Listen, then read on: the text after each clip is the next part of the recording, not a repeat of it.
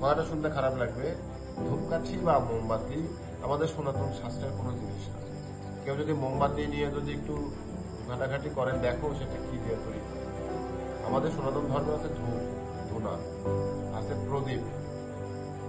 একটু মাটি দিয়ে একটা প্রদীপ তৈরি করে, সেই প্রদীপ মধ্যে একটু ঘি দিয়ে কাপাস তুলা দিয়ে যদি আমরা দেবতার সামনে নিয়ে গিয়ে যদি সেটা দেবতাকে আরাধনা করি, দেবতা অত্যন্ত প্রসন্ন হয়।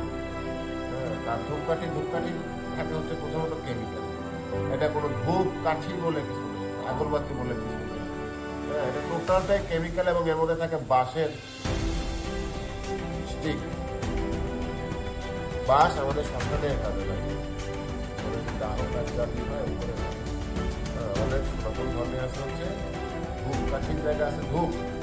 এবং ইন্টারেস্টিং ব্যাপার, দেবতা বিশেষে কিন্তু তাদের প্রিয় ধূপ আছে। কোন দেবতার কোন ধূপ পছন্দ, প্রদীপও ঠিক তাই। কোনো প্রদীপ কয়েকটি প্রদীপ, হ্যাঁ, এবং এই প্রদীপের মধ্যে কি কি থাকবে, কার প্রদীপ দিলে কোন দেবতা বেশি প্রসন্ন হয়।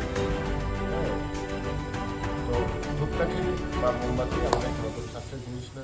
আমরা সেগুলো নিয়ে যা দেবতার সামনে প্রদর্শন করে দেখাই, দেখে আরো পাপ করি। অর্থাৎ আমরা ধর্ম করতে গিয়ে পাপ করি।